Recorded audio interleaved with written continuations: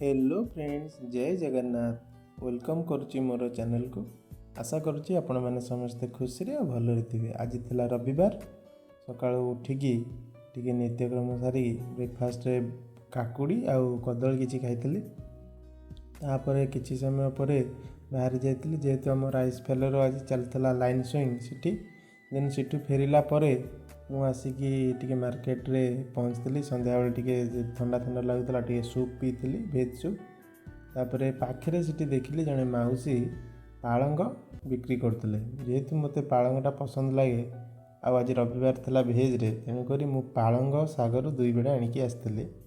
तापर ताकू आनिला परे मो पाखे थिला मिक्स डाली गोटे, से डाली रे ए पालंग, टमाटर, अदा, रसुण ये सब जाक पकई गोटे भल भाव डाली करी 2 ରୁ 3टा सीटी दे देती। याफल डालीटा पूरा भल भाव फिटी जाइला। तापर देखिपे यहाँ को मोर प्रिपेयर कर दे।